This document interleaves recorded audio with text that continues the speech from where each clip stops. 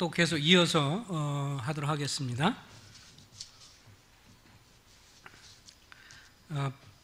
어린아이 시기에 유아, 유년기 자녀들의 훈련 내용 중에서 여기 실수와 고의적, 여기 한번 같이 읽어보겠습니다. 시작. 실수와 고의적인 불순종의 차이를 구분하라. 주님처럼 실수에는 관대하고 고의적으로 불순종할 때는 사랑으로 징계하라. 굉장히 중요한 요소 중에 하나가 이제 이 내용이라고 생각이 됩니다. 때로는 부모가 이제 어떤 실수를 할 수 있냐면 애가 안 하려고 했지만 혹은 열악함 때문에 자기가 뭔가 실수를 한 건데 실수를 한 것인지 아니면 애가 고집을 부리고 있는 것인지 이 사이를 좀 구분을 좀 할 필요가 있는데 때로 보면 이제 이런 구분을 하지 않고 실수에 대해서 굉장히 심하게 다루는 야단을 치는 경우도 있는 것을 봅니다. 실수는 뭐예요? 원래는 그렇게 하려고 하지 않았는데 실수를 한 것이잖아요. 근데 불순종은 고의적으로 하지 않은 것이죠. 예를 들면 애가 그 집에 엄마가 장롱에다가 지갑 놓는 걸 알고 그래서 거기서 지갑 놓는 걸 알고 거기서 한 5,000원 정도를 아무 말 없이 몰래 가져왔다. 그래서 꺼내서 자기가 그걸 가지고 밖에 나와서 뭐 다른 애들 도와주고 밥도 사주고 친구들 떡볶이도 사주고 그러면서 했다. 나중에 그걸 부모가 알았다. 그 문제하고 집에서 같이 놀다가 같이 친구들하고 같이 뛰어놀고 그러다 집에서 뭐 오랫동안 이렇게 엄마 아빠 할아버지부터 내려온 어떤 갑오처럼 중요한 그런 도자기가 있었는데 실수했다가 이제 그 실수로 지나가서 같이 뛰어놀고 그러다가 그걸 깨뜨렸다. 둘 중에서 뭐가 더 심각하게 다룰 문제예요? 그 비싼 도자기인데 그거 진품 명품 따진 나가면 500만 원에서 1000만 원 나갈 건데 깨뜨렸다. 열 받는 일 아니에요, 그죠? 사실은 이 중에서 다 화가 날 일이죠, 그죠? 화가 날 일이지만 더 심각하게 다룰 일은 뭐겠어요? 몰래 엄마 아빠의 그 말도 없이 자기가 몰래 돈을 뺏어간, 쉽게 말하면 그러고 나서도 자기가 안 한 척한 거짓말이나 돈을 훔친 것이 사실 더 고의적인 거잖아요, 그죠? 그냥 저절로 하는 게 아니에요. 자기가 생각하고 엄마 아빠 없을 때 몰래 가서 꺼낸 거니까 고의성이 들어가 있는 거죠. 이거는 정말 야단치고 매맞고 혼나야 할 일이거든요. 왜냐하면 그냥 내비두면 나중에 어떻게 돼요? 더 심각할 수가 있으니까. 이 다음에 더 큰일이 일어나고 이 다음에 그냥 내비두면 사기치는 거를 뭐 우습게 여기고 이 다음에 커가지고 큰 사기를 쳐서 깜빵에 갈 일도 생길 수 있으니까 이런 건 정말 엄하게 다뤄야 할 일이고 혼나야 될 일입니다. 근데 실수는 물론 할아버지 때부터 내려오는 그런 중요한 그런 도자기일지라도 사실 그때 막 화를 만에 깨트린 거에 대해서 막 화를 내며 이놈의 자식이 그러고 막 쫓아가면서 이게 얼마나 값비싼 건데 이게 할아버지 내려온 건데 이거를 깨트려 뭐 그러면서 뭐 난리를 친다든지 전에 보니까 스카이 캐슬인가요? 그 드라마에서 보면 거기에 어떤 엄마가 접시 같은 거 뭐 이렇게 여러 접시 유럽 도자기들이 쫙 있는데 그거 갖다 그냥 뭐 애기처럼 아끼고 막 그런데 그거 깨지니까 난리를 막 치고 그랬잖아요, 그죠? 만약에 아빠가 막 야단을 치면서 애한테 이게 얼마나 비싼 건데 이걸 깨뜨렸어, 이 못되는 이리 와, 그러면 화가 나가지고 친구들한테도 맨날 자랑했던 건데 깨졌다 화를 내고 막 그러면 애는 할 말 없죠. 지가 잘못했으니까 실수로 뛰어놀다 깨뜨렸으니까 야단마저도 질질 눈물 짜면서 죄송해요 막 그러는데 애 마음 가운데서 어떤 마음이 들겠어요? 이 중요한 거를 깨뜨려 그러면 뭐예요? 자기는 나는 도자기보다 덜 중요하구나. 아빠가 그 생각을 하고 일부러 말한 건 아니지만 사실 마음속에 오히려 더 중요한 애는 누구예요? 자식이잖아요. 도자기 500만 원 하든 1000만 원, 애들을 1000만 원하고 바꿀 수 있는 게 아니니까 오히려 깨진 거에 대해서 너 조심했어요 그러지만 또 그 다음 먼저 뭐예요? 다치지 않았어? 그걸 만져야 해야 되는 거죠. 예. 너 다치지 않아서 괜찮아? 왜냐하면 도자기보다는 자식이 더 중요하니까. 그러나 네가 부지하게 그렇게 뛰면서 그런 것에서는 혼날 수는 있지만, 그러나 더 너는 중요하고 소중하다. 그래서 오히려 훔친 거에 대해서는 더 야단을 치고, 그거는 그냥 적절하게 타이르는 수준으로 끝내야 한다. 왜냐하면 실수니까. 잘 보세요. 하나님이요, 여러분 나의 삶을 통해서 다루실 때 하나님이 성경에도 보면 그렇지만 경중을 따지시거든요. 우리가 고의적으로 잘못한 것인지 아니면 실수에 의해서 잘못한 건지 주님은 아세요. 예를 들면 사업하는 형제님들이, 또 일을 하는 형제님들이 정말 나는 술을 배우고 싶지 않아요. 정말 싫어해요. 정말 그래서는 안 되는데, 근데 어쩔 수 없이 여러 상황 속에서 어쩔 수 없이 자기가 그 일을 감당하고 또 윗사람이 스트레스 주면서 영업을 하면서 어쩌다 술 한 번을 마시게 됐다. 하나님이 딱 술 한 잔 좀 된 거, 그 다음날 차 오다가 교통사고 나서 다리 몽둥이를 부러뜨렸다. 그러실 분이 아니거든요, 하나님. 자기 마음에 그것 때문에 해놓고 나서도 자백도 하고 고백도 하지만, 자기도 정말 하고 싶지 않지만 어쩔 수 없이 그런 상황에서 실수로 또 잠깐 타협해서 그렇게 할 수 있다고 하는 걸 주님이 모르시는 바가 아니죠. 그런데 전혀 안 와도 되는 상황 속에서 고의적으로 어떤 은밀한 죄를 졌다. 주님은 그것을 더 나쁘게 생각하시죠. 그래서 하나님이 다윗을 향해서 너 네 품에 얼마나 많은 여인이 있었느냐. 근데 네가 그 우리아에게 귀중한 그 밧세바를 빼앗은 거에 대해서 아주 하나님께서 분노하셔서 결국 나단 선지자를 통해서 그걸 지적하시잖아요. 그 정식으로 또 다른 측면에서 다른 사람을 아내로 취하는 것에 대해서 주님이 그거 갖고 막 야단을 치고 그러시진 않았어요. 칭찬하진 않으셨지만 이해는 해주셨거든요.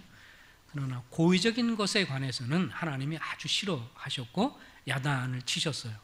우리도 자식을 대하면서 실수한 것에 대해서는 너무 화내지 않고 이해를 해주고, 고의적인 불순종이다, 거짓말이다, 이럴 때는 아주 어렸을 때 따끔하게 이것이 평생의 교훈이 되죠. 그래서 이런 걸 마음에 이렇게 새기시면 좋겠습니다. 세상적인 인본주의 모델을 기본적으로 자녀 양육과 연관해서 같이 읽어보겠습니다. 인간은 선하다, 민주주의 모델이다, 권위는 나쁘다, 자녀에게 자녀를 준다. 예, 자녀들이 그냥 선하고 문제 없는 거죠. 세상적이고 인본주의 모델이죠. 권위는 나쁘다. 모든 권위를 다 배척하려고 하죠. 그 다음에 자녀를 주고, 갈등하고 부모와 자식 간에 있어서 뭔가 성경적인 것 때문에 애가 안 받아들여서 불순종하고 그래서 그것을 다루고 그러면서 갈등이 있거든요. 그러나 그 갈등을 통해서 순종을 배우게 되고 그러면 결국은 긍정적이 되는 것인데, 그런 걸 아예 안 하려고 그러고 피하려고 하는 것, 이거는 좋은 것이 아니죠. 세상에서는 가급적 부딪히지 않도록 하거든요. 다루지도 말 것을 말하고. 그러나 성경적인 것은 인간은 뭐로 태어났어요? 죄인으로 태어났고, 부모는 자녀의 권위자이고, 아름다운 권위는 뭐예요? 필요하고 좋은 것이다. 어느 지역이든지요, 권위는 있어요. 그죠? 교회 안에서는 다 성도가 동일하지만, 그러나 장로들과 성들 간에 있어서 뭐예요? 그 질서는 있는 것이죠. 그런 거가 무너지면 교회는 사실 더 이상 교회의 모습이 될 수 없어요. 어느 누구의 말도 권면도 안 듣고 그러면 질서가 다 깨진 거죠.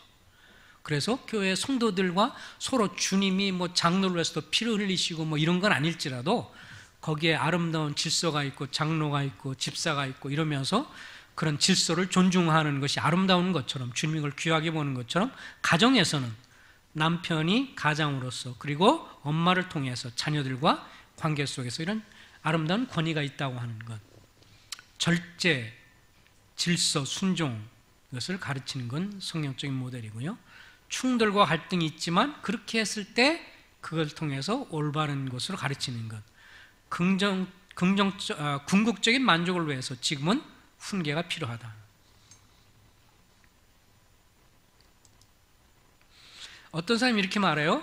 순종적인 아이를 기르면 걔는 창조적이 않다.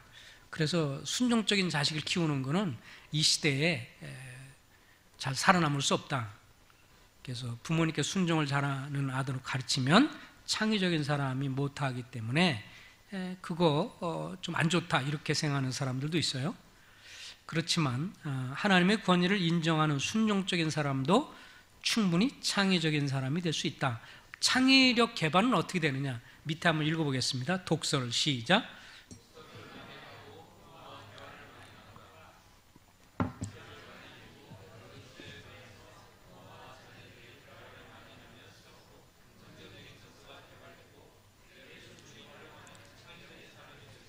예, 여기엔 프린트된 것이 좀 없을 수도 있어요. 그런 거는 필요한 대로 사진을 찍으시고 그렇게 암기하시든 사진을 찍으시든 하시기 바랍니다. 예, 독서를 많이 하고 부모와 대화를 많이 나누는 것. 예, 좋은 책을 골라서 그 책을 읽게 하고 그렇게 하는 것은 굉장히 중요한 그 아이들의 개발에 있어서도 중요한 것이 됩니다. 과거에 어떤 사람 보니까 그런 경우가 있더라고요. 아버지가 상당히 치밀해요. 자녀 양육연구원에서 공부시키길 원하는 거예요. 그러니까 이 아버지가 어떤 식으로 수를 쓰냐면 이렇게 하더라고요. 애하고 이제 애가 그 배드민턴 치는 걸 좋아하니까요. 배드민턴 치는데 해필은 어디로 가냐면 도서관으로 가는 거예요. 그냥 운동장이 아니라 도서관. 도서관 주변에서 계속 치다가 나중에 자연스럽게 이제 힘드니까 우리 물 마시러 가자. 그래가지고 도서관 안으로 들어가서 도서관에 식당 같은 데서 이제 물을 마시고 그러면서 한번 온 김에 한번 도서관을 돌아볼까? 쭉 보니까 사람들이 조용한데 다들 책들을 보고 책들이 많아. 한번 슬쩍 한번 볼까? 그래서 가서 보는 거죠. 그러니까 아버지 사실 그 생각을 하고 있었던 거예요. 그냥 일반 운동장에서 운동 딱 하고 끝나는 게 아니고 애가 좀 책도 좀 봤으면 하는데 무조건 책 보러 가자. 그러면 애가 싫어할 것 같으니까 그 주변에서 도서관 주변에서 막 치고 힘드니까 우리 물 마시러 가자 그래서 그 안에 들어가서 음료도 사주고 그러고 자연스럽게 들어간 김에 이렇게 한번 둘러보도록 뭐 책 읽으라 마라 말도 안 하는데 쭉 지나가면서 애들이 있는 코너를 데리고 와보고 그 애들 사람들 보니까 책들 보니까 거기서 슬쩍 보게 하고 너도 빌려볼 수 있어? 아무나 볼 수 있는 거야? 그래 애들하고 자연스럽게 그것을 이렇게 하게 하고 그렇게 이렇게 공부를 시키는 모습을 봤는데요. 어쨌든 좋은 책을 읽게 하고 또 그거에 대해서 같이 이야기를 많이 하는 거. 읽은 거 내용에서 읽은 내용이 좀 어땠어? 그건 어떻게 생각해? 뭐 서로 이야기를 같이 많이 하면 이 순종적인 아이지만 창의력이 많이 개발되는 그래서 대화를 많이 나누는 것이 참으로 중요하다고 하는 겁니다. 이런 말이 나왔으니까 한번 이건 짚고 넘어갈게요. 어린아이한테 스마트폰 폐해가 심각하다고 하죠. 왜 그러냐면 요새 자매님들이 이렇게 하는 경우 있어요. 자매님들이 신령한 교제를 해요. 둘이 막 진중하게 그래 나는 어쩌고 자매는 어떻고 시댁식과 이렇지만 주님 앞에서 내가 육신적으로 대응하지 않으려고 하고 막 진짜 이렇게 하고 있어 막 그런데 옆에서 울고 그러니까 울고 징징대고 막 좀 이제 가자 막 그러니까 애한테 탁 스마트폰을 켜줍니다. 이렇게 해가지고 이거 보고 있어. 그러고 이제 두 분은 신령한 대화를 많이 해요. 애는 또 거기에 몰입하잖아요. 그럼 이렇게 생각해요.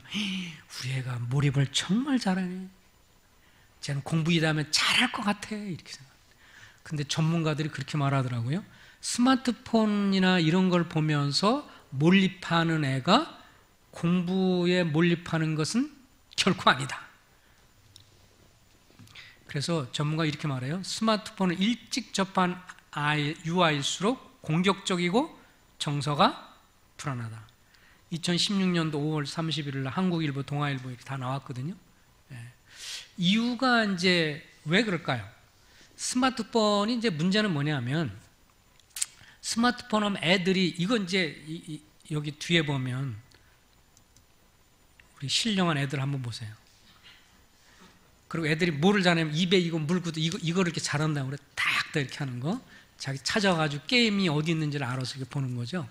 근데 이제 왜 이런 걸 보는 것이 애한테 아까 말한 대로 정서적으로 공격적이 되느냐? 왜 그럴 것 같아요? 쉽게 말하면 이렇습니다. 스마트폰 안에서 이 동영상들이 속도가 빨라요, 늦어요? 빠르잖아요. 막 게임하고 움직이는 게 빠르잖아요. 근데 그걸 볼 때는 이렇게 몰입도가 있어서 보는데 딱 이거를 접고 주변을 둘러보면 속도가 빨라요, 늦어요? 너무 늦죠. 늦어도 너무 늦어요. 그러니까 애들이 이거를 보는 순간에는 막 속도가 엄청 있어서 즐기는데 이걸 딱 접고 현상을 둘러보면 너무 늘어터져 모든 게 다. 그러니까 짜증이 나는 거예요. 그래서 공부를 하거나 뭐 하려고 할 때 집중이 안 되니까 여기서 뭐가 나와요? 그래서 정서적인 뭐예요? 무슨 결핍증? 집중 주의력 결핍증 그런 것도 걸리고 이렇게 되는 이유가 뭐냐면 너무 속도가 빠른 것들을 접하기 때문에 그런 현상들이 온다는 겁니다. 그래서 이대 이 김 박사가 연구했는데요. 4세에서부터 4세 유아를 둔 1700가구를 대상으로 연구를 해서 논문을 발표해서 쓴 말이 뭐냐면 스마트폰을 일찍 접한 아이일수록 공격적이고 정서가 불안하다 이렇게 발표를 한 거예요. 그러면서 이분이 이렇게 말을 했어요. 그렇게 조언해서 신문에 보니까 자녀가 자녀가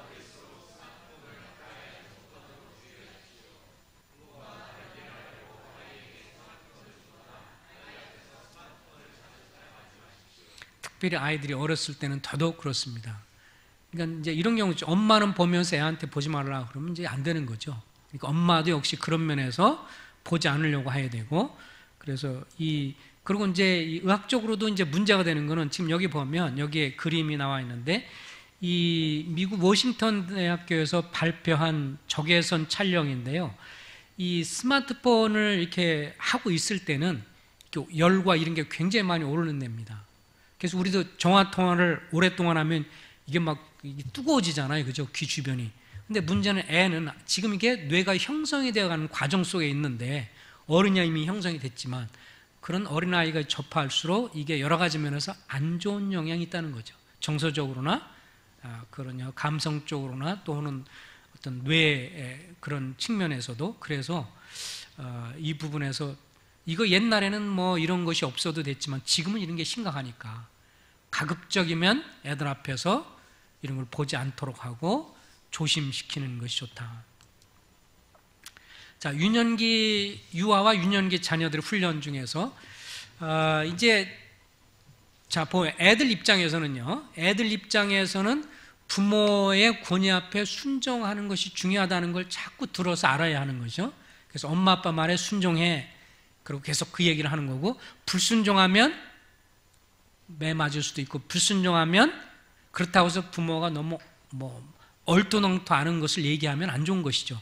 합당한 것을 얘기하는 거지만 그래도 불구하고 계속 불순종하면 혼날 수도 있다고 하는 것, 또 이 징계도 있다고 하는 것을 알아야 되는데, 그럼 부모 입장에서는 자식과 애써야 할 가장 중요한 것이 뭐냐면, 따라서 해봅시다. 마음을 다룬다. 네, 이 마음을 다루는 것이 이제 가장 중요한 요소인 것 같습니다. 다시 말하면 애들이 어떤 행동을 했을 때 행동을 하게 된 이유가 뭔지를 좀 알아들을 필요가 있는 거죠. 자, 예를 들면 이렇게 생각해 봐요. 애가 학교 갔다 왔어요. 근데 들어오면서 문을 꽝 닫고 지방에 들어가서 문을 꽉 닫았어요. 평상시 좁게 닫은 게 아니라 꽝 닫고 들어갔어요. 자, 그럼 1차적인 엄마 아빠의 반응 뭐예요? 경상도는 그럴 땐 어떻게 말해요? 예? 좀 적나라하게 한번 해보세요. 싸가지 없는? 예. 저 싸가지 없는 것이 말이야 뭐 이러면서 이리와! 너 학교 갔다 와가지고 엄마 아빠 인사 제대로 문을 꽉 닫고 들어가! 뭐 이러면서 행동 자체에 대해서 막 화를 낸단 말이죠. 그거는 그 행동만 따진 거예요. 그러면 그거에 대해서 일단 어떻게 하는 게, 막 화를 내면서 이리와, 너 그렇게 할 수 있어? 이놈이 싸가지 없게 말이야. 또 혹은 건방지게 어떻게 그렇게 문을 꽉 닫고 혼자 들어가? 그렇게만 갖고 따지면서 그렇게 하지 말라고 야단을 치니까 앞으로 그냥 뭐 약간 뭐 실축거리면서 그냥 알겠어요 뭐 이리 지나가는데, 속은 편안해요, 안 편안해요? 속은 편안해요, 안 편안해요? 안 편안하죠. 왜 문을 꽉 닫았을까요? 이유가 없이 그런 거에 의의가 있겠어요? 이유가 있어요. 지금 밖에서 학교에서 뭔가 안 좋았든지 친구 관계 속에서 뭐가 안 좋았든지 뭐가 이유가 있으니까 그렇게 한 것이지, 갑자기 애가 아무 저기도 없는데 문을 꽉 닫고 들어갈 리는 없거든요. 오히려 그럴 때 가가지고 너 오늘 무슨 안 좋은 일이 있었어? 왜 그래? 너 평상시는 안 그랬는데 오늘도 왜 그렇게 한 거지? 뭐 힘든 일이 있었던 거야? 한번 얘기해 볼래? 그러면 거기서 이야기를 하게 되죠. 쭉 들어주고 너 그런 일이 있었구나, 너 그렇게 학교 선생님한테 혼났구나, 내지는 학교에서 친구들 관계에서 뭐가 안 좋은 거 있었구나. 그래서 너 힘들었구나. 그렇게 동정을 해주면서 이해해주면서 그렇지만 너가 그렇게 마음이 안 좋다고 꽉 닫으면 엄마 아빠도 굉장히 안 좋은 거야. 너 그거에 대해서는 충분히 이해가 돼. 너 그래서 힘들었겠구나. 그러나 그렇게 하는 건 엄마 아빠한테 합당한 게 아니야. 다음부터는 그렇게 하지 않았으면 좋겠어. 라고 하면 그 다음부터 안 하죠. 근데 행동만 따지고 걔가 행동한 거에 대해서 왜 했는지 물어봐 주지 않으면요, 계속 엄마 아빠와의 거리감이 생겨요. 지가 기분이 안 좋아서 들어왔거든요. 근데 그거에 대해서 엄마 아빠가 물어봐 주는 게 아니에요. 문 꽉 닫은 거 갖고 뭐라고 야단만 치고 이놈의 자식 못됐는 말이야. 교육시켜놨더니 저게 하는 행동이 저것이야. 에이, 학교를 괜히 보냈나 봐. 부터 시작을 해가지고 막 이제 이게 안 나와도 될 거를 괜히 쓸데없이 해가지고 신경질 내고 있고, 지는 지대로 이제 그런 것까지는 아닌데 너무 세게 나가니까 자기도 민망하고, 저쪽 방에 있으면서 이제 밥 먹으라면 안 먹어요. 왜 또 안 먹냐고. 엄마는 내가 또 너를 위해서 음식을 이렇게 했는데 이놈의 자식. 그러면 또 이제 엄마하고도 또 이게 사이가 안 좋아져. 그런 게 행동만 따진 거예요. 그죠? 왜 문을 굳게 닫았냐, 세게 닫았냐, 이것만 따진 거니까 부모 입장에서는 가급적이면 애 마음을 읽어주는 거. 그게 뭐예요? 마음을 다루는 것이 마음을 읽어주는 건데, 마음 읽어주는 건 뭐냐면 왜 그런 일을 물어보는 거죠. 왜 그랬어? 너 안 좋은 일이 있나 보다. 평상시 넌 안 그랬는데 왜 그랬어? 뭐 힘든 일이 있어? 라고 물어봐 주는 거. 사실은 그거를 알고 싶었던 건데 표현을 좀 거칠게 한 거죠. 그래서 부모 입장에서는 애의 마음을 다루고, 그래서 마음을 읽어줄 수 있는 것이 필요합니다.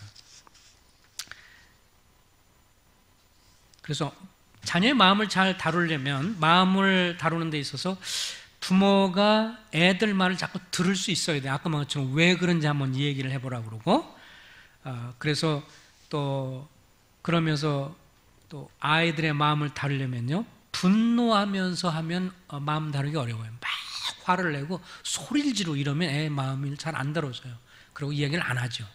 그러니까 화를 내지 않고 분노하지 않으면서, 성경에도 보면 성내는 것이 하나님의 의를 이루지 못한다고 했기 때문에 좀 마음에 안 들어도 약간 좀 한 템포 좀 낮추고, 그러고 난 다음에 그 이야기를 해보고 들어보는 거죠. 왜 그런지. 쭉 들어오면 어려운 얘기하면 그랬었구나, 너 힘들었겠구나, 그러면서 그래도 네가 그렇게 참은 건 참 잘했다, 혹은 그리 싸운 거는 좀 지나쳤다, 뭐 얘기를 해줄 수 있는 거고, 그런 면에서 그걸 감당할 수 있도록 주님이 은혜를 구하자. 내가 너를 위해서 한번 기도해 줄게.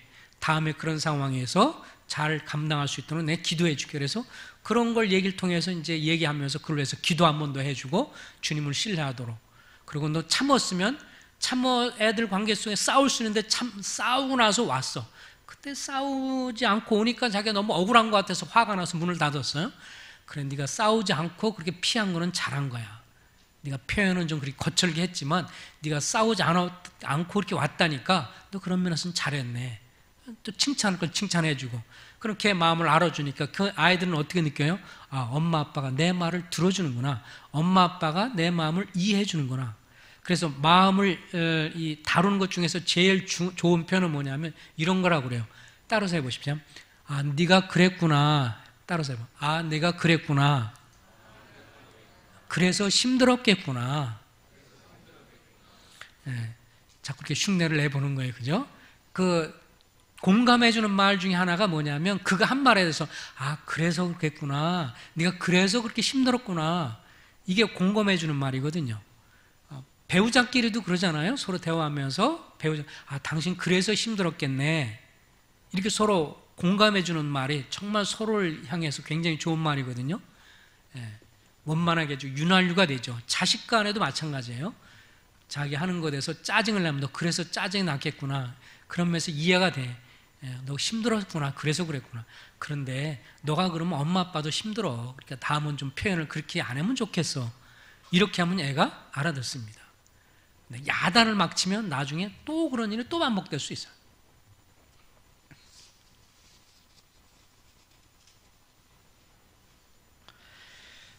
또 뭐 이제 예를 들면 자녀의 마음을 다루는 것들에 대해서 아빠, 이제 딸이 중요한 시험을 망치고 스스로 자책하고 낙심을 했을 때 아빠가 이제 이렇게 말할 수 있겠죠. 나는 내가 공부를 잘하고 시험을 잘 볼 때뿐만 아니라 내가 실패하고 죽을 써도 여전히 너를 사랑해. 이렇게 말해줄 수 있어요, 아빠가? 애가 죽을 썼어요. 시험 점수가 0 현찮아요. 이럴 때 이렇게 말해주면 얼마나 격려가 되겠어요. 자기도 잘 보고 싶었는데 죽 썼어. 얼마나 마음이 애가 안 좋아요. 부모한테 율법적으로 다루면 어떤 애가 그랬다고 그러죠. 나 95점밖에 못 맞아서 큰일 났어요. 95점 맞았는데 집에 가면 혼나요. 엄마한테 왜 100점 못 맞았냐고 혼나요. 수성구에는 좀 그런다며? 여기 수성구. 수성구에 사는 분들이 뭐 너무 애가 막 바들바들 떨면서 95점밖에 못 받았는데 집에 가면 엄마한테 왜 100점 못 맞냐고. 이러면 안 되죠. 오히려 죽 써도 그래 실패했어도 점수를 좀 못 맞았어도 여전히 너를 사랑해. 어떤 사람은 이렇게 그 미국에서 이렇게 성공한 사업에 성공한 사람인데 애한테 그렇게 그 교육 방송에 보니까 그렇게 말하는 걸 봤어요. 애가 뭔가 안 좋았고 결과가 안 좋았어요. 그러니까 아버지가 이렇게 말을 많이 했다고 그러더라고요. 주님이 너를 있는 그대로 사랑하는 것처럼 나도 있는 그대로 사랑한다. 혹은 지나간 실수에 대해서는 그냥 잊어버려. 괜찮아. 앞으로 잘할 수 있어. 그러니까 한 번 실수했다고 해서 실패는 아니니까 뭐 그렇게 실수할 수 있어. 또 앞으로 잘할 수 있어. 괜찮아. 너무 심각하게 생각하지 마. 이렇게 어떤 딸이요 미국 사회에서 이제 교포인데 굉장히 성공을 했어요. 성공적으로 잘하고 있는데 자기가 아버지에서 좋았던 점이 뭐냐 그랬더니 그렇게 얘기하더라고요. 다 큰 딸이 사업에도 성공하고 그랬던 사람. 자기는 아버지가 자랐을 때요 제가 뭔가 좀 잘못하고 그럴 때 항상 그랬어요. 괜찮아. 지나간 실수 그럴 수 있어. 또 앞으로도 뭐 잘하면 돼. 너무 그런 거 지난번에 못한 것 때문에 너무 신경 쓰지 마. 자기는 정말 고민했는데 아빠 한마디 그런 말을 가끔 해줄 때마다 큰 격려를 받았다. 다시 일어서면 되잖아요. 그죠? 전에 못했지만 또 잘하면 되잖아요. 한번 못했다고 그래서 인생이 끝나는 건 아니니까. 그죠? 그런 거에 대해서 격려해 줄 때 그 마음도 얻고 또 관계도 얻을 수가 있는 거죠.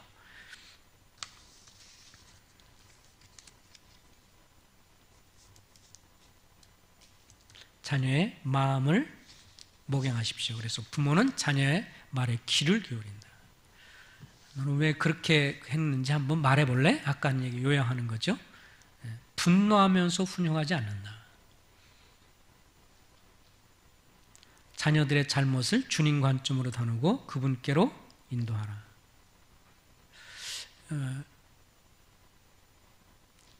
다 찍으셨나요?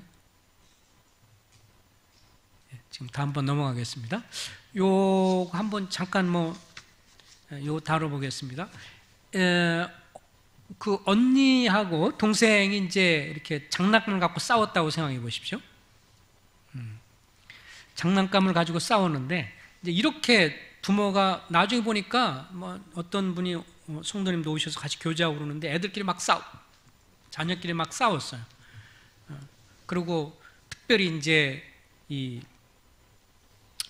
싸우고 막 그러니까 막 울고불고 막 그랬어요. 가서 이제 얘기를 하면서 이렇게 첫 번째 이제 질문할 수 있어요. 부모가 누가 먼저 장난감을 갖고 놀은 거야? 누가 먼저 갖고 놀았어? 언니가 먼저 갖고 놀았어? 동생이 먼저 갖고 놀았어? 그러면 이제 이렇게 질문하는 건 뭐예요? 먼저 갖고 노는 사람이 임자니까 뒤에 갖고 노는 사람이 뺏은 사람이 잘못됐다 이거죠.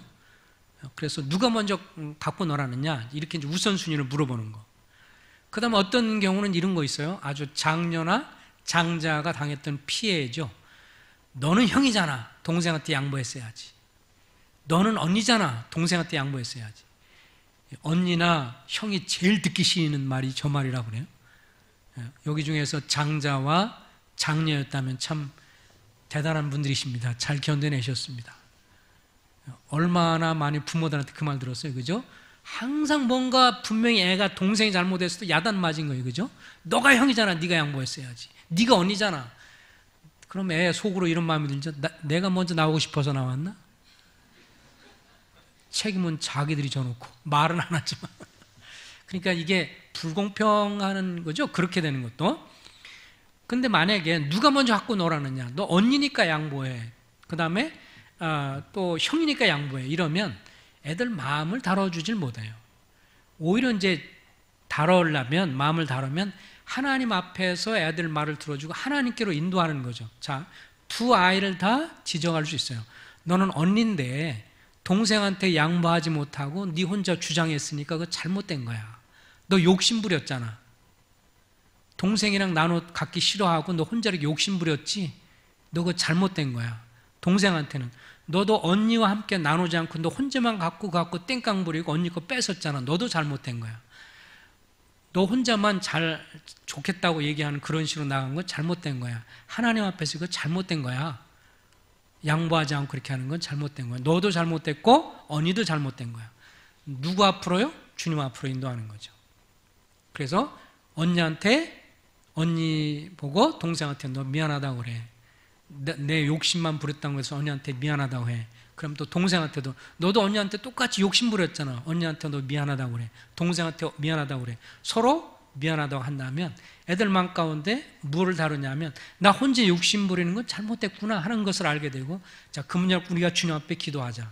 자, 가만히 보세요. 이러면 애한테 이제 뭐를 이렇게 하냐면 혼자 욕심 부리는 것이 죄라고 하는 인식을 조금 더 갖게 되는 거죠. 누가 먼저 갖고 놀았어? 그럼 내가 먼저 갖고 놀 아니야, 내가 먼저 갖고 놀았는데. 이러면 누가 먼저 기득권 갖고 노냐만 중요한 거예요. 다음 분 장난감 놀려면 그거 갖고 먼저 빨리 뺏거나 잡으려고 막 힘을 쓴단 말이죠. 그런데 나누지 않고 혼자만 욕심 부리려고 하는 건 잘못된 거라는 것을 알게 되면 서서히 죄의 개념을 애들이 배우게 돼요. 근데 이거 갖고 사납게 심하게 싸웠다. 그럼 뭐예요? 애가 잘못된 거를 깊이 인식하고 막 싸우고 이것 때문에 밀주고 동생이랑 언니랑 형이랑 동생이랑 막 싸우고 막 그러면요, 그때 어떻게 돼요? 이것들이 싸우고 앉아있어 이러면서 내가 힘들어 죽게 일하고 그래가지고 너희들 밥 먹여 주는데 이것들이 서로 싸워? 그래가지고 막 화를 내고 신경질 내고 하는 것보다 언니한테 동생한테 나누지 않고 너 혼자 하려고 하는 것은 욕심이야. 너 사실은 나눠주는 게 필요한데 그렇게 안 되잖아. 네 속에 죄가 있어서 그래. 너가 죄인인 거야. 하나님 앞에 너가 죄야. 심각하게 싸우고 안 좋을 때야말로 죄를 다룰 수 있는 계기가 돼요. 그래서 애한테 복음을 다 안 전해주는 거 봐라. 네 속에 죄가 있지? 너 언니로서 동생이랑 나눠야 되는데 너 혼자 욕심 부렸잖아. 그거 죄야. 너 네 마음대로 살고 싶고 네가 하나님이 돼가지고 하나님이 오고 필요 없어. 내 마음대로 나면 좋은 거야. 나면 내가 최고야. 너 그 죄야 하나님 앞에서. 그리고 동생도 너 혹시 마찬가지야. 너 그 죄야. 이러면 이게 죄구나 라는 걸 인식을 해요. 나중에 그것 때문에 더 크게 싸웠다. 그러면 오히려 죄라는 인식을 갖게 되고 나중에 복음 전할 때 너 그때 죄 너 있었잖아. 너 동생과 엄청 싸우면서 욕심 부리고 그랬잖아. 그 너 죄잖아. 죄에 대한 인식을 할 수 있는 게 되죠. 그래서 그런 안 좋은 상황이 하나님 앞에서 죄에 대한 인식을 갖게 하고, 그래서 나중에 복음을 전할 수 있는 그런 계기들을 마련하고 하나씩 그것이 자기가 죄인인 것을 인식하게 되는 계기가 있거든요. 그러니까 그럴 때 그러면서 오히려 그래서 성경은 뭐라고 그러냐면 우리가 태어날 때부터 죄인이라고 그런 거예요. 엄마 아빠가 사랑하는 너 딸이고 아들이지만 하나님 앞에서 너가 죄인이야.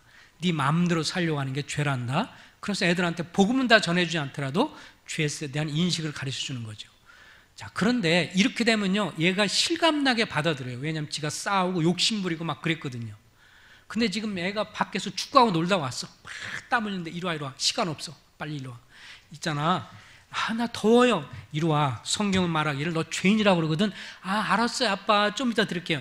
이리 와. 잔소리만 앉아. 자, 물 마시고 들어. 너 죄인이야. 응? 너 그 죄 때문에 지옥 간다니까. 땀뻥. 그래요. 그런데요. 그래서 죄인인데 뭐가 그런데야. 들어. 지금 상황하고 얘하고는 전혀 안 맞는데 아빠만 이제 이거 전도 집회거든요. 좀 있으면 마음은 급한 거라. 그러니까 어떻게 해서 빨리 해보려고 우격다짐으로 이제 막 이렇게 하는 거예요. 애하고 이 교류가 안 되는 거고 또 효과도 굉장히 떨어지죠. 얘는 지금 밖에서 축구하고 와가지고 이겨가지고 기분이 너무 좋든지 지고 와서 지금 짜증나고 있는 상황에서 막 그렇게 몰아서 그 아버지 원하는 식으로 복음만 전하려고 그러면 별로 효과가 없는 거죠. 그러니까 상황을 봤을 때 아까처럼 싸우거나 다툴 때 그때야말로 죄를 지적하면서 그것이 아주 심각할 때는 복음 전할 수 있는 아주 좋은 기회가 되는 거죠. 그리고 아직은 때가 아니다 싶을 때는 너무 빨리 정답을 가르쳐 주지 말고 죄까지만 가르쳐 주는 거예요. 그것 때문에 우리가 심판받는 거란다. 그래서 우리가 죄 용서가 필요해. 그것까지만 하고 좀 더 지켜보는 거죠. 정말 자기가 죄인 걸 더 깊이 알아서 필요가 볼 때까지 정답 가르쳐주면 안 돼요. 근데 이리 와봐. 우리가 죄인이요? 그렇죠. 죄 아닌 사람 없어. 그런데 있잖아. 하나님 주님이 십자가에서 너를 위해서 다 죽으시고 다 용서하셨으니까 그거 믿기만 하는데 그것도 몰라 이 바보야? 이 쉬운 것도 이 멍청이가 있나? 뭐 이리 나오면 이미 해답 다 가르쳐주고 이건 정말 안 좋은 거예요. 그러니까 복음의 넷자를 그 내용을 소중히 여겨서 아직 필요를 안 느끼는데 줄 필요는 없어요. 그건 한 단계 한 단계 죄에 있을 때 죄에 대한 깊은 인식이 되면 사실 나중에 복음 전하기 굉장히 쉬워지잖아요.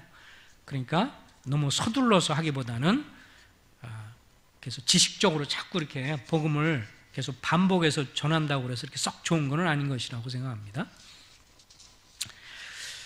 애들을 다루는 것과 연관해서 요새 보면 뭐 우리 아이가 달라졌어요. 전에 이제 몇 년 전에 나왔는데 이 양반이 그 자녀에 대해서 자녀과 연관해서 아주 의미심장한 말을 했어요. 한번 읽어보세요. 만 3세 시작.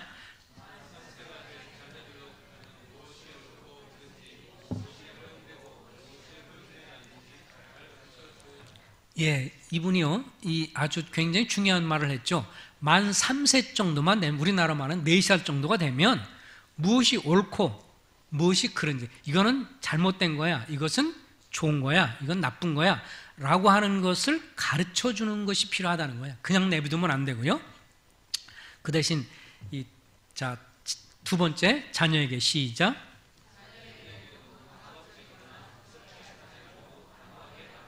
예, 단호하게 말하라 그러니까 이제 사람들이 단호하게 말하는 것에 대해서 혼동하니까, 자, 다음 읽어보겠습니다. 시작.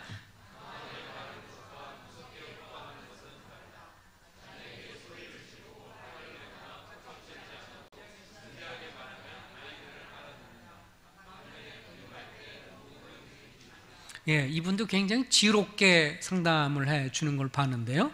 예, 그 단호하게 말하는 것은 윽박 지르는 것은 아니라는 거예요. 막 화를 내고 막 그러는 게 단호하게 말하는 게 아니고, 자, 예를 들면 이제부터는 내가 아무리 때를 써도 소용이 없다는 것을 반드시 가르쳐 줄 거야. 이것은 굉장히 중요한 내용이에요. 그 아이들을 다루는 것을 볼 때 이제 이 양반이 그런 것을 많이 썼죠. 과거에, 지금도 보면 뭐 좀 이렇게 SBS에 보면 했던 것들이 있거든요. 막 땡깡 부린 아이들 같은 경우 그 사람 어떻게 해요? 손을 딱 잡잖아요, 그죠? 손을 잡고, 그런 거 보신 적 있으신가요? 예, 손 잡고 그 다음에 발로다 허리를 딱 감싸 안는 걸 봤어요. 그러면서 그렇게 하는 걸 봤는데, 뭐 어떤 경우, 여러 경우를 봤는데 그 중에서 막 이런 경우도 있더라고요. 어떤 애는 막 막 어른한테 막 욕을 하는 경우를 봤어요. 할머니 밑에서 이제 컸어요. 할머니가 전라도 분이시라. 이게 또 욕을 차지게 하시네. 저런 하나 팔에 뭐에 어떻게 하는 욕도 담을 수 없을 만큼 엄청난 욕을 하는데, 이 어린애인데 어린애가 욕을 하는 거예요. 그러니까 애가 지나가면서 보니까 어른들이 뭐 할 때 이니 신경나면 욕을 하니까 사람들이 볼 때 어떻게 해요? 야, 저놈이 저렇게 하니까 뭐 기가 차서인지 웃는 건데 이놈은 잘한다고 생각하는 거라. 그러니까 아무나 보고 막 조금만 그러면 막 욕을 하는데, 우리가 상상할 수 없으니까 방송에 나오는데 어떻게 하냐면 삑삑삑삑 다 나갈 수 없으니까 막 욕을 너무 심하게 하니까 막 계속 그런데 나중에 이게 이제 감당이 안 되는 거라, 부모가. 그러니까 이제 그 방송국 해가지고 우리 애 좀 해라 그러니까 이 양반이 딱 보고, 이제 걔가 이제 또 막 땡깡 부르니까 딱 지켜보고 있다가 이제 자기가 들어갈 때가 된 거예요. 자기가 딱 들어가는 거예요. 딱 들어가면서 하려고 그러는데 이 사람은 그 방법 쓰더라고요. 손을 딱 잡아요, 두 손을. 그러고 나서 이 발로다가 걔 허리를 딱 감고 딱 있는 거예요. 힘이 더 있으니까 애보다. 그러니까 이놈이 이제 자기 마음대로 놔요, 아줌마 놔요 안 하니까 그 다음부터 하나 팔부터 시작해서 욕을 하는데, 와, 욕을 계속 해야 되는 거예요. 나는 전문가, 그 양반을 보면서 전문가는 다르다 느낀 게 뭐냐면, 얘가 10분, 20분, 30분, 40분, 거의 50분간을 욕을 하는 거야. 여러분 같으면 어떡하겠어요? 하다가 때려쳐라. 내가 야야 나 포기다, 너 때려쳐라 이럴 텐데, 그 양반은 그러거나 말거나 딱 하고 그러면서 딱 한마디 하는 거야. 너 잘못했어요, 앞으로 그런 말 안 할게요 라고 말할 때까지 안 놓을 거야. 단호하게 딱 한마디 하는 거. 그리고 욕을 하거나 말거나 딱 붙잡았으니까 막 땡깡 쓰면서 자기가 아는 용어는 다 쓰고 욕을 다 하는데도 끝까지 버티고 있어. 근데 결정적인 게 나오더라고. 회개를 해 애가. 그때 딱 되니까 잘못했어요, 앞으로 안 그럴게요. 그러니까 거기서 그렇지, 너 잘못한 거지, 회개가 된 거야. 근데 그다음부터는 애가 안 해요. 참 신기한 거죠. 그러니까 이 고집을 꺾는 것에 있어서 굳이 이 양반 같은 경우는 이제 때리면 더 쉬울 수 있지. 때리면 몇 대 때리면 사실 쉬운 건데, 이거를 붙들고 50분 동안 욕을 얻어먹었으니까 얼마나 대단해. 근데 어쨌든 결국은 회개하더만. 회개하니까 그 다음부터 바뀌어요. 또 어떤 애 같은 경우도 그런 극단적인 경우인데, 애가 가면요 부모가 감당이 안 되는 거야. 마트를 가잖아요. 이런 마트 가면 들어가서 탁 이렇게 쓰러뜨리는 거예요. 그럼 엄마 아빠가 쫓아가면서 다 세워 다시. 애는 가면서 탁탁탁탁탁 쓰러뜨려. 그럼 또 쫓아가면서 얘가 감당이 안 되니까 쫓아온 거예요. 그러니까 나중에 이제 그 사람들을 보고 개입을 해. 이놈이 또 다 이렇게 하니까 하지 말라고 딱 그러니까 얘가 이제 배운 건 그거예요. 배째라 이거죠. 부모한테 거기서 딱 대째로 놓더만 얘가. 그러더니 막 울면서 난 배째라 이제 이런 거죠. 나는 이제 나는 감당이 안 됩니다. 이런 막 소리 지르는데 딱 다시 일어나더니 또 걔를 딱 잡는 거예요. 그러면서 이렇게 와서 이렇게 하는 건 잘못된 거야. 너 이렇게 하는 건 잘못, 이렇게 하는 건 다시는 이렇게 하면 안 돼. 그럼 손을 딱 잡고 또 이렇게 하니까 막 소리치고 난리치고 막 그런데 결국은 잘못했어요. 잘못했어요. 그러니까 애가 거기서 그 다음부터는, 그러고 나서 이제 일주일 지난 다음에 다시 마트를 가. 부모는 겁나는 거야. 이제 또 그럴까 봐. 근데 가서 안 그래 이제. 희한하게 애들도요 회개하면 정말 진심으로 잘못했다는 걸 알고 이렇게 하면 안 하더라고요. 근데 이제 물론 거기서 보면서 이렇게 항상 느끼는 건 뭐냐면, 문제 있는 애의 대부분의 많은 경우는 아버지가 많이 문제가 있더만. 아버지가 애들과 놀아주는 것도 없고 아무것도 하는 게 없어. 집에 오면 딱 오면 자기 혼자 게임하고 앉아있거나 집에 오면 자기 일하고 앉아있어. 애하고는 놀아주는 게 하나도 없어. 그러니까 나중에 애와 놀아주는 것 중에서 안 놀아주는, 이렇게 하더라고. 포대기에다가 그냥 애를 좀 넣고 포대기에다 놓고 그냥 끌고 다니는 거야. 얼마나 웃기는 거야. 근데 애는 너무너무 행복한 거야. 이게 아빠가 그렇게 해준 적이 없거든.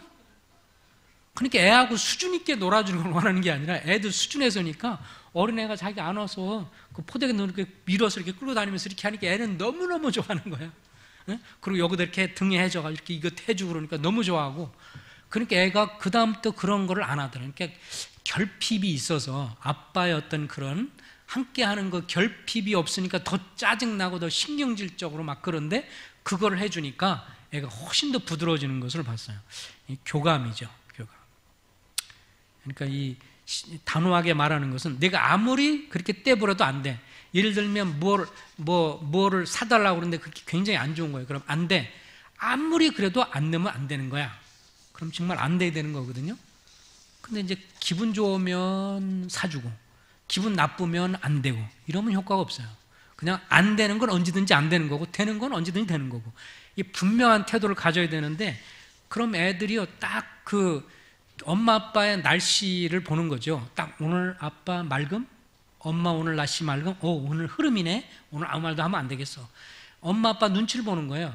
기분 좋으면 얘기하고 기분 나쁘면 얘기하는 거, 눈치 보게 하는 거거든요. 그러니까 안 되는 건 언제든지 안 되는 거고 되는 건 되는 거고, 그래서 가부간에 그것을 분명히 할 수 있어야 된다.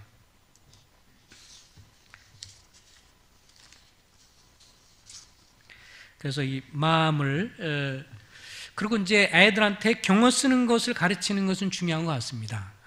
예의를 갖추고 경어를 쓰게 하는 것. 어떤 지방에 가서 어떤 지역에 가서 교제하는데, 그분이 이제 강사 접대한다고 자기 집이 굉장히 크더라고요. 저 집에서 이제 머물도록 가서 교제하는데 거기 어린 아이가 있었어요. 근데 자매님하고 형제님께 이제 옆에서 보는데 이제 그렇게 하는 거예요. 누구누구 뭐 하면서 뭐 했어요? 그랬지요? 자, 밥 먹는 거예요? 자, 이제 밥 먹어야죠? 뭐 해줘? 계속 경어를 쓰시더라고, 부모가. 근데 또 얘는 또 아주 가관이야. 싫어. 안 할 거야. 그렇게 말하는 거 아니죠. 싫어. 엄마 미워. 그렇게 말하는 거 아니에요. 그러면 안 좋은 사람이죠. 싫어. 미워. 아빠 미워. 아빠 싫어. 엄마 미워. 막 그런데 왕이더만 애가. 엄마 아빠는 종님이시고. 그래서 내가 그랬어요.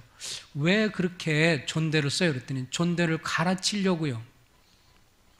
존대를 애한테 만약에 애가 존대하는 게 어떻게 하는 줄 모르면 그때는 엄마 아빠 뭐뭐 해주세요 요렇게 말하는 거야 라고 말하는 존대할 수는 있지만 애한테 존대를 가르친다고 계속 어른께서는 존대를 쓰시고 애는 반매를 하고 하대를 하시면 이건 교육이 잘못된 거죠. 그래서 그랬어요. 절대로 그렇게 하지 마세요.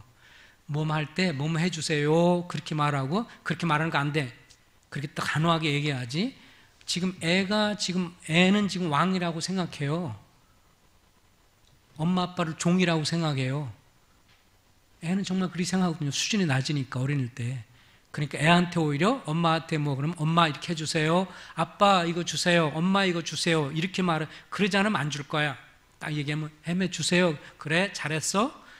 그렇게 해서 해야지 애를 오히려 경어는 어른 쓰고 애는 그러면 오히려 애는 착각을 하고 오히려 자기가 왕처럼 행동하면서도 어른들 말도 듣지 않고 오히려 그렇게 자기중심적이 되죠. 훈육에 있어서도 일관성을 갖는 것이 중요하고요. 이왕이면 순종의 이런 모습을 가르치면 가장 훌륭한 거라고 생각합니다. 아브라함이 주님께서 아브라함에게 이제 가서 바치라고 그랬을 때 즉각적으로 이의 없이 불평 없이 온전하게 이렇게 순종하는 것이 진정한 모습인 것을 보게 됩니다.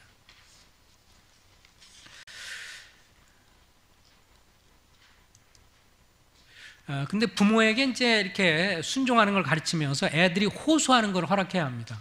호소는 자기가 나름대로 이유가 있을 때 이렇게 정중하게 부탁을 하는 것입니다. 예를 들면 다니엘의 세 친구를 볼 때 바벨론 왕궁의 엄중한 명에 따라서 모든 거는 왕이 차려준 음식을 먹어야 되는데 다니엘과 세 친구는 요청을 했죠. 우리가 음식을 먹지 않고 따로 야채만 먹지만 그 다음에 확인해 보세요. 우리가 건강하면 계속 허락해 줍시라고 정중하게 호소를 했잖아요. 애들한테 예를 들어서 잠자리 시간이 10시다 혹은 9시다 정해지면 특별한 경우에 내일 숙제가 있다든지 다음에 뭐가 있든지 그러면 평상시는 그 정해진 규칙대로 하지만 호소를 하는 거죠. 엄마 아빠한테 내일 뭐가 있기 때문에 오늘 하루만 이렇게 하면 좋겠어요. 이렇게 허락해 주세요. 그러면 그거에 대해서 그래 좋아. 그래서 예외를 가질 수 있는 거죠. 무슨 상황이라도 딱 정해놓은 법은 법이야라가 아니라 어떤 그 나름대로 어떤 정한 것에 있어서 호소하도록. 그래서 미국 같은 데를 보니까 그분들은 그렇게 가르쳐요. 엄마 아빠가 막 얘기하잖아요. 근데 애들이 막 오면 이제 이런 겁니다. 엄마 아빠나 혹은 엄마들끼리 같이 얘기를 하고 있는데 애가 막 뛰어와요. 자기 나름대로 뭔가 이제 할 말이 있어 오는 거잖아요. 그러면 엄마, 아빠 어쩌고저쩌고 그럼 엄마 아빠들이 딱 끝나고 나서 애를 따라서 하는 거예요. 그죠? 대부분들이 애들이 요구에 따라서 다 얘기하는 게 딱 중단되고 쫓아가요. 근데 거기서는 그렇게 안 가르치고 어떻게 하냐면 엄마 아빠한테 할 말 있으면 와가지고 엄마 아빠 손을 이렇게 잡도록 해요. 아주 손을 잡으면 그때 엄마 아빠가 얘기하다가 왜? 뭐 할 말이 있어? 그럼 그때 이제 얘기하는 거예요. 이렇게 있는데 이것 좀 도와주세요. 무슨 일이 있어요? 그래? 그럼 알아서 가든지 아니면 그래 너는 그냥 해. 그 엄마 아빠가 중요하게 서로 얘기하고 있을 때 혹은 어른들이 얘기하고 있을 때 방해를 받는 게 아니고 와서 엄마 아빠가 승낙 있을 때가 손을 딱 잡도록 하더라고요. 잡고 그럼 할 말이 뭐야? 뭐 할 말 있으면 여기 손 잡아. 그럼 뭐야 할 말이 뭔데? 그래 알았어. 근데 엄마 아빠 중요한 얘기 있으니까 좀 기다려. 그럼 예. 근데 이제 뒤바뀌면 어떻게 되냐면 엄마 아빠가 뭔 얘기 하다가 애들이 와가지고 이거 해주세요. 그럼 하다 말고 쫓아가. 그럼요 애들이 잘 보세요. 하루 종일 애들 치닥거리 하느냐고 정신이 없어요. 보세요. 누가 주도 부모에 의해서가 아니라 애들 따라다니느냐고 너무 정신이 없는 거예요. 근데 엄마 아빠가 무슨 얘기하고 있으면 엄마 아빠가 더 중요하니까 그 다음에 좀 기다려. 지들이 기다려야 하고 그 다음에 승낙해서 한다면 훨씬 그런 것들에 좀 줄일 수가 있어요. 안 그러면요 너무 피곤한 거예요. 쫓아다니려고 애들 하는 것 따라서 일일이 쫓아다니고 이것도 하고 저것도 하고 그러니까 너무 피곤해. 내한테 이럴 때는 엄마 아빠가 있을 때는 또 문 얘기할 땐 좀 기다리는 거야. 할 얘기 있으면 이렇게 예의 범절을 좀 가르치는 거죠. 이렇게 하면 애들은 훨씬 더 부드럽습니다. 그러고 덜 피곤하죠. 부모가 일단.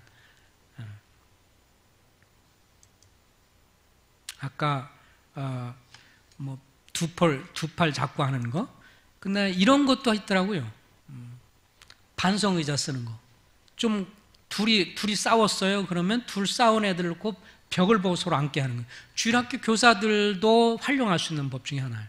부모가 아니면 사실 애들 다루기 좀 힘들잖아요.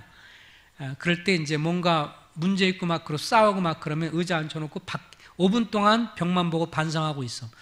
어른들은 별게 아니지만 애들한테는 이것이 반성하게 되는 계기가 되고 자제하게 되는 계기도 될 수 있어요. 이런 것들을 하는 거. 그리고 아까 보여준 것처럼 그 오은영 씨 같은 거 손을 이렇게 잡고 꼼짝 못하게 해서 나중에 굴복시키는 거예요. 주일학교 교사들도 쓸 수 있죠. 아주 고집이 센 경우에 고집을 다루는 데 있어서 이거는 상호 협력이 필요해요. 부모도 승낙을 해야 되고 만약에 적절히 주일학교 교사가 애가 좀 뭔가 고집 부리고 그러면 주일학교 교사 하는 거에 대해서 승낙을 해주고 그렇게 다뤄줘야 되는데 아니 내 자식을 말이야 왜 내 사랑스러운 자식을 왜 선생님들이 그러는 거야? 막 그거 갖고도 시비 걸으면 안 돼요. 내 고집스러운 거 있다면 다른 선생님이 꺾어주면 같이 협력할 부분이요. 이거는 좋은 일이지 안 좋은 게 아니니까 그럴 때는 서로 협력할 수 있는 것이 좋죠. 어쨌든 마음을 표현하는 대화를 많이 하는 거. 자녀를 향해서 마음의 표현을 잘 하는 거예요. 이제 마음을 표현하라고 그럴 때 서로 대화, 부모와 자식 간의 대화를 할 때 이런 면에서도 이제 그 오해가 있을 수가 있습니다. 어떤 분이 이제 대화를 하라고 그러니까 학교 갔다 온 이제 자식한테 이렇게 얘기하는 겁니다. 자, 이게 누구누구 들어와봐. 누구누구 일 들어와.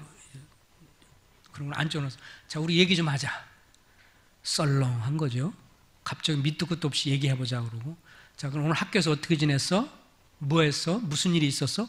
계속하면 애는 하고 싶을까요? 안 하고 싶을까요? 이 얘기를? 애들이 하고 여러분이 어렸을 때 어땠어요? 그러면 하고 싶었나요? 싫었나요? 좋으셨나 봐.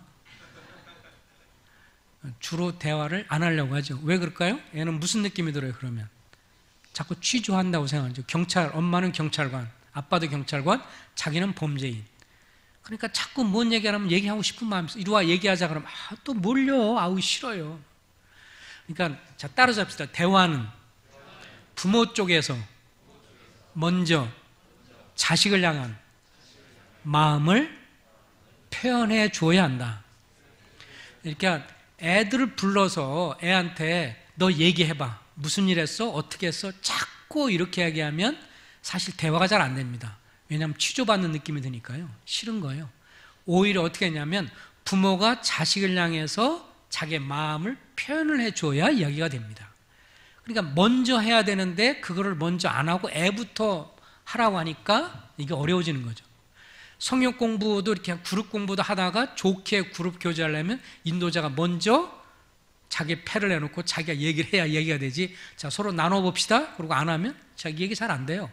먼저 나누는 게 필요해요. 부모가 먼저 얘기합니다. 제가 예를 들면 이렇게 생각해 보세요. 오늘 사랑하는 딸 누구를 생각하면서 뭐뭐 생각하면서 참 기분이 좋았어. 엄마 오늘 설거지하면서 너 생각했는데 네가 벌써 이렇게 컸으니 너 큰 걸 보면서 참 기뻤어. 행복했어. 네가 이렇게 많이 잘 자라줘서 고마워. 이런 말 들으면 애들이 기분이 좋죠. 아들한테도 네가 요새 많이 힘들어하는 것 같은데 그래서 말도 잘 못했는데 네가 보니까 뭔가 고민이 많이 있는 것 같다. 그렇지만 너는 항상 우리에게 힘이 됐어. 너를 갖고 우리가 얼마나 행복했는 줄 알아? 참 주님 앞에 감사가 된단다. 네가 벌써 이만큼 컸구나. 정말 기뻐. 너를 생각하면서 기분이 좋아. 어쨌든 애가 무슨 말 하기 전에 자식을 향한 부모의 마음을 먼저 표현해 주어야 뭔 얘기가 나오지. 그 전에 먼저 애한테 자꾸 이야기를 들려고 하면 참 이야기하는 것이 가장 좀 힘들어지죠. 그러면서 무슨 어려운 일 없어? 이제 그렇게 얘기한 다음에 사랑한다고 말도 표현해주고 오늘 이렇게 이제 우리 자매도 보면 애한테 그런 얘기해요. 오늘 힘들었던 일, 오늘 좋았던 일, 안 좋았던 일이 뭔지 하나씩만 얘기해 볼래? 학교에서 오늘 좋았던 일이 뭐였어? 힘들었던 일은 뭐였어? 그럼 이제 뭐 좋았던 일도 얘기하고 힘들었던 일도 얘기하고, 예. 그러면서 계속 그런 좋은 표현들을 해 주는 겁니다. 격려의 말들. 이런 걸 좀 한번 읽어드릴게요. 말의 힘에 관해서 두 가정의 신뢰를 들은 건데요. 학교에서 두 과목에서 A를 받은 아이 이야기입니다. 학교에서 두 과목 A를 받았어요. 작은 소년이 들뜬 목소리로 말했다. 그 아들의 아버지가 묵뚝뚝하게 하는 말이, 왜 A를 3개는 못 받고 2개만 받았냐? 이제 엄마한테 합니다. 엄마, 설거지 다 했어요. 딸이 부엌에 나오면서 크게 외쳤다. 딸의 엄마가 무덤덤하게 말하길, 바닥은 잘 닦았냐? 아빠, 집 앞에 골목의 눈을 다 치웠어요. 큰아들이 자랑스럽게 말했다. 아빠가 신문을 보다가 슬쩍 쳐다보면서, 너 대충 치운 거 아니야? 신발에 무슨 눈은 다 닦았냐? 그런데 옆집에 사는 아이들은 행복하고 만족스러워 보였습니다. 그곳에는 똑같은 일들이 일어났지만 상황은 달랐습니다. 학교에서 두 과목 A를 받았어요. 작은 소년이 들뜬 목소리를 말했다. 소년의 아버지가 자랑스럽게 하는 말, 장한의 아들, 야, 너 2개 받았어? 아주 잘했네. 엄마, 설거지 다 했어요. 딸이 문 밖에 대고 크게 외쳤다. 소녀의 엄마가 미소를 지며 하는 말이, 야, 우리 딸은 갈수록 예쁜 짓만 하네. 아빠, 집 앞에 골목의 눈을 다 치웠어요. 큰아들이 말했다. 소년의 아버지가 크게 기뻐하면서, 야, 아들 때문에 아빠가 살맛나네. 아이들은 부탁받은 일에 대해 진심 어린 칭찬을 받아서 마땅합니다. 아이들이 행복한 삶을 살아가려면 그것은 상당 부분 당신 부모에게 달려 있습니다. 그래서 아이들과 대화하면서 긍정적으로 칭찬해 주는 거 참 중요한 말이죠. 그래서 뭐 전에 그런 말 들었는데, 외국의 어느 공원에 사람들이, 기독교인들도 많이 있고 뭐 천주교인들도 있고 그러는데, 이렇게 나무에다가 이름을 갖다 붙였다고 그러죠. 어떤 이름엔 지저스, 예수님이라는 이름을 달아놓고, 어떤 데는 이스가리엇 주다, 가룟 유다 이름을 붙인 거예요. 사람들이 지나가면서 예수 이름, 예수님 나무네, 막 다니면서 예수님 나무네 막 칭찬한다. 나무한테, 가룟 유다한테는 주님을 배반하는 놈, 에이 못된 놈. 사람들이 그랬더니 나중에 그 욕을 많이 얻어먹는 가룟 유다 명패를 받은 나무는 시들시들 죽어갔다고 그래요. 짐승이 아니라 나무들도 계속 그렇게 부정적인 말을 들을 때 이제 부정적인 영향을 받는데, 우리가 아이들과의 관계 속에서 긍정적인 말을 많이 해주는지, 아니면 엄마들이 제일 많이 하는 말, 숙제했어? 공부했어? 학원 갔니? 엄마들이 70-80% 말이 이 말이라고 그러더라고요. 애들이 가장 듣기 싫은 말 중에 하나가 또 이 말이에요. 맨날 그것만 물어본다는 거죠. 숙제 다 했어? 공부했어? 학원 갔어? 맨날 이런 얘기. 그러니까 엄마하고 얘기하는 게 별로 재미없어. 맨날 그런 얘기만 하니까. 좀 더 긍정적인 얘기, 그 자체에 대해서 격려하는 말, 그런 말을 해줄 수 있다면 그것이 아이들한테 얼마나 더 기억이 되고 좋겠는가 하는 그런 생각을 해보게 됩니다. 그래서 여기 보면 이제 그 다음에 여기에 좀만 더 보면, 그래서 애들과 더불어서 질적인 시간을 갖는 것이 중요합니다. 그렇죠? 그래서 질적으로 자녀들과 함께하는 시간의 양보다 질이 더 중요하다고 그래요.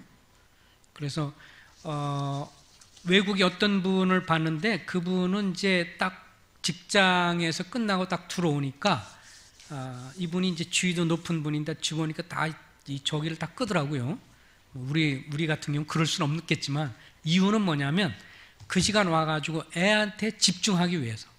근데 이분이 다 큰 애인데도, 대학생 정도 된 아이인데도 불구하고 대학생 아들한테 딱 얘기하면서 그한테 그 아들하고 한 10분 정도 대화하고 얘기하는데 계속 그 아이의 눈을 보면서 얘기하더라고요. 그러니까 이제 결국 뭐냐면 이 시간은 전적으로 너한테만 집중하는 거야. 아들한테든 딸이든 한 사람한테 그렇게 해주는 거예요.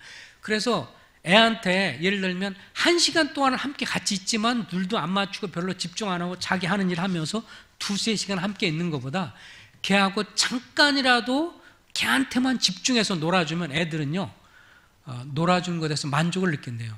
한 10분이든 15분만 걔하고 같이 막 재밌게 놀아주면 애가 나는 만족해 이런 생각을 한대요. 그리고 그 아이들도 아빠는 나한테 엄마한테는 집중해 주는구나 이렇게 생각을 한대요. 근데 많은 시간을 가져도 별로 말도 없고 대화도 없고 그러면서 시간은 많아요. 그래도 집중적으로 투자를 해주지 않으면 자기는 소외를 당한다고 생각한답니다. 그래서 잠깐이라도 집중해 주는 것이 필요하다. 뭐 같이 노래를 하든지 같이 재미난 TV를 보고 같이 이야기를 하든지 대화를 하든지 뭐 이런 것에 있어서 시간을 애들한테 집중하고, 그래서 애들한테 규칙적인 생활 규칙을 하는 거예요. 이건 뭐 한 실내에 불과한데 이런 거를 이렇게 해가지고 이렇게 코팅을 해서 이렇게 좀 붙여놓는 것도 필요해요. 애들 보는데 어린아이 같으면 초등학교 정도 되면, 그래서 부모가 원하는 게 뭔지 또 내가 훈련받는 게 뭔지 아는 게 좋죠. 거짓말하지 않고 정직하고 부모님께 단마음으로 순종하고 어른들에게 예의를 갖추고 규칙적인 생활, 이건 뭐 한 실내에 불과한데 성도님들이 각자 가정의 아이들의 수준에 맞게끔 해서 애들한테, 초등학교 이하의 아이들한테는 이런 것이 훨씬 효과가 있습니다.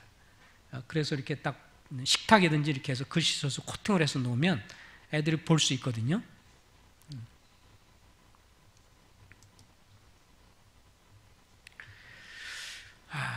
한 10분 정도 쉬겠습니다.